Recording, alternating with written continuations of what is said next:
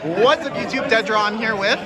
My name is Colton. I recently placed amazingly 15th with Weather Painters at the Calgary, Edmonton, Alberta, was it Phantom Nightmare Regional? Yeah, 120 players, so that is pretty crazy to get 15th with Weather Painters. Yeah, and it's my first top at a major event too. Awesome. So I'm proud it was with one of my favorite Mimi pet decks. That's awesome, congratulations. Before we get into it, do you want to give any shout outs or anything at the start? I want to give a shout out to my boy Tristan, who spent $1,000 to play Fire King last week. Played it for a whopping 2 locals before showing up today and finished with a solid 2 wins. Oh, gosh. More power to him, but he's returned to the game after a break with cancer, so you know, he's been out of it, so props to him for coming back and rejoining the community. Yeah, congratulations to him for making it through that. Alrighty, let's get into this then. Alright, so I'm not sure, most people probably aren't familiar with Weather Painters, which was a huge advantage going into this format. Yeah. The crux of the deck is 3 Weather Painter Snows. It's the single best card you can open in your deck. When it's normal summon, it lets you play a Weather Spell or Trap face up from your back or from your deck. Okay. So it doesn't get ashed. The deck can inherently dodge Impermanent Veiler. Yep. So it's overall a pretty great card. Okay. The second follow-up is going to be 3 Thunder. Thunder is debatably the 3rd best Weather Painter monster in the main deck. It lets you take out a back row for a different one. So this lets you play through your own floodgates like Skill Drain, so you can turn them on and off at will. Awesome. Then we have the second most important Weather Painter main deck monster, Cloud. Cloud is your grind game engine.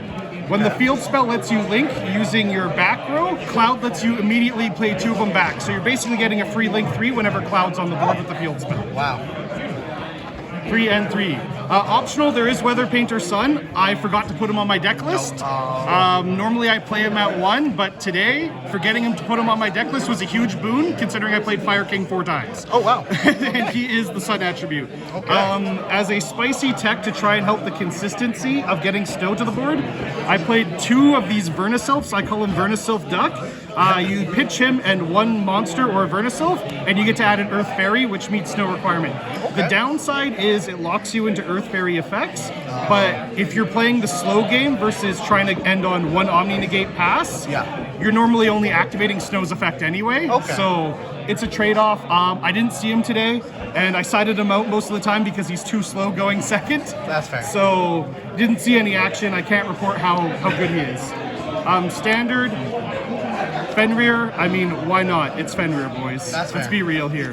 It's a great card on its own, right? Yeah, the only downside to him was I had to walk him into my own defense position Nibiru token just to banish the Snake Eyes field spell. I took a bit of damage, but the crippling effect it had on the Snake Eyes grind game was worth it. Nice. D-Shifter. Run him at 2. 3, after you D-Shifter once, you're never going to D-Shifter again. 2, I found was that perfect balance. He was there when I need him. I only saw the second one after I had already D-Shifted 1 time today. So 2 was the right call for me today. Awesome. Then we have probably the star of the deck in the later rounds, Big Rock. The amazing thing about Big Rock is it's an early game and a late game card with Weather Painters because they all banish themselves for cost. You can activate Nibiru, chain, banish all your Weather Painters off the field, so you're only taking out your opponent late game. Okay, that's really the big thing I found with Nibiru today wasn't being careless with them. I paired him really well with D-Shifter. That was probably my biggest success where I beat the Fire King players was I didn't just dump a Shifter on them right away. I waited till their board was in a Nibiru-able state. I dropped the Shifter, and then if they tried to pluck the Nibiru with triple tactics, I would just chain a Nibiru. Nice. And they'd eat a big rock. Okay, that makes sense. Then we have the back row. So the field spell came out in Dimension Force, and this is what really allowed the deck to get its wheels going. On activation, it lets you place a Weather back row from your deck, and then you also get a normal summon of a Weather Painter monster every turn as well. I normally played with Terraforming. I tried without it today, because Terraforming just plays into Droll, which is terrible. Even though I don't do a ton of searching, Droll is still really bad. So yeah, 3 was perfectly fine. I don't regret not playing Terraforming today. Your next, arguably your most important spell in the deck, is Snowy Canvas. This turns any Weather Painter into any other card in your deck, and this is how you dodge Imperm and Veiler. So you normal summon that Snow if this is already on your field. They try to Veiler you, Imperm you just chain Banish, you get a place and the search you were going to do anyway. So definitely the best spell in the card, or best spell in the deck. We're playing 3 beautiful secret rare D-Fissures today. The reason why you don't play Macro Cosmos in the deck is because Cloud, you don't want your back row to hit the graveyard or the Banish zone. You want to recur them. And I mean, Fissure is more than enough to stop most decks. You really only need Macro if you're being a misogynist or you're playing Flute. Somebody played Fissure on me and it was spooky. It was very spooky. Your extra deck is not very important to you. So we're running 3 Super Poly just to be that guy. Playing the fun cards. That card's insane. Honestly, the star of the day today was I summoned a Garura once, but more importantly was Mud Dragon is more common because a lot of those fire end boards end with different types, but same attributes. Makes sense. Then we have the standard 3 Prosperity. Getting to Snow is such a pain. You can play Puri-Ree's map, but paying half your life points, I figured was going to get me killed too often. So 3 Prosperity was the way to go. Awesome. Lastly, there is 1, the Weather Rainy Canvas. This allows you to bounce back row, so it's really good in situational matchups.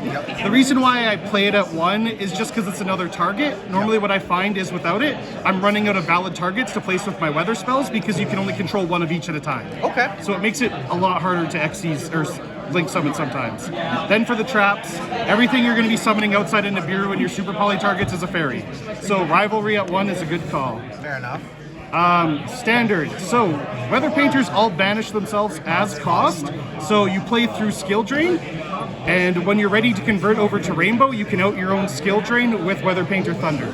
So you choose the tempo of the game. That's really good. I love cards like that. That's why kind of why Snake Eye is so good with the limit and the same thing. And then you have the follow-up. Just because the deck is so slow going first, it really does have to worry about surviving that first turn to get the grind game going.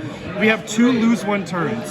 So it's just Skill Drain with added steps. The reason I ran this over 2 instead of 3 is because you can only activate it if you control no special summon monsters. In every standby phase, you're getting all the Weather Painters back. That makes sense.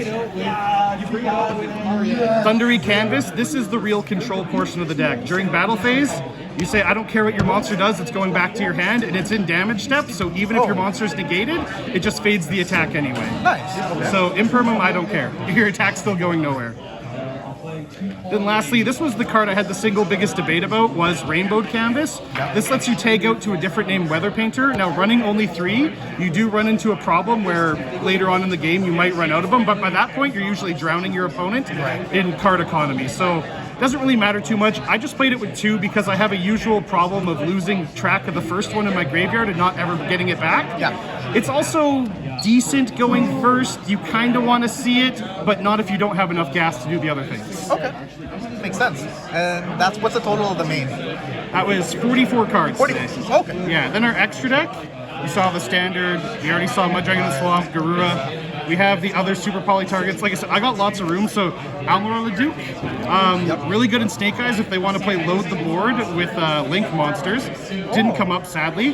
Draco Stapelia, just standard Super Poly target. This one was spicy, and I wish it came up, but it didn't.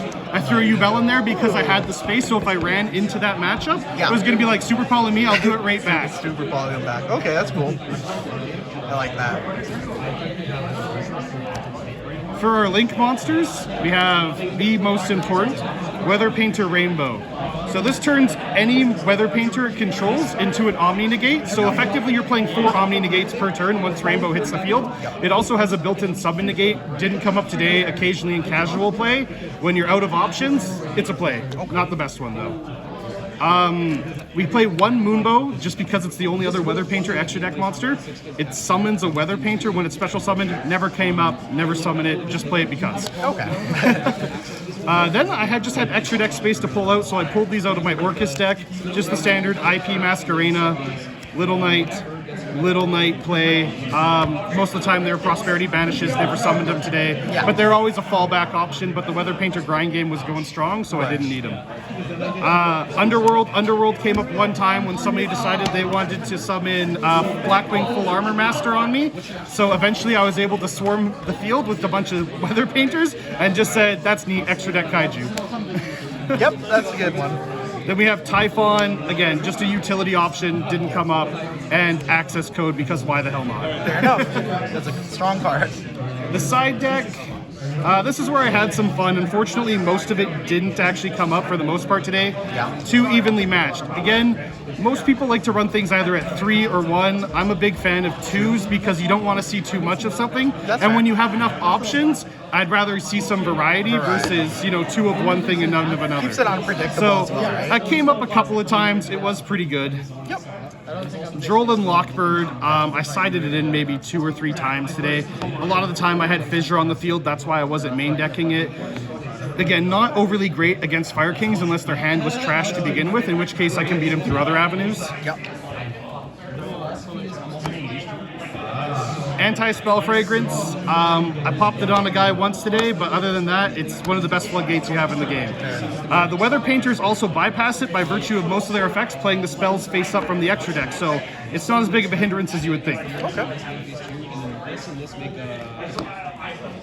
Droplets, I didn't want to commit to the Imperm, especially playing Skill Drain 2.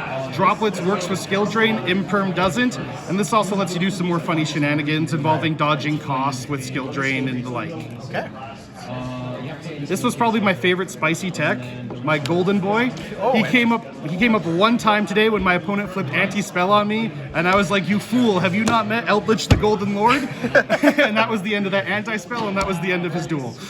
Wow, okay. For the one time he came in, he put in work, and I'll love him forever. Aurora is the last Weather Painter monster. Now, normally you play this card at 1. I have it at 1 in the side deck. The problem is I always open it, and I have no way of summoning it from the hand, only from the deck, outside of Tribute summoning it. It stops your opponent from targeting or destroying your Weather Painter back row, so it's a nice cheat out target to bait out the Lightning Storms and Feather Dusters. Yeah. I don't even think I side decked it in once today. It was just never a prerogative. I only got Lightning Storm once. Okay. Fair enough. It's a good card, but just never really came. Yeah, it's too hard to utilize. It has a great effect, but more often than not, I'm finding it a brick in a hand. Ash Blossom, just in case I ran into Rogue or Branded. Oh yeah. Shuts down most of those decks. I was expecting this to be a mostly table 500 deck, playing some odd things today, so I actually have 2 VDOS. Oh, okay. Goodbye Runic Field Spell. Yeah. Enough said. Fair enough. Fair enough. All right. Well, that's the list then. Well, congratulations, and hopefully we'll see you on the channel sometime again. I don't plan on topping anytime soon.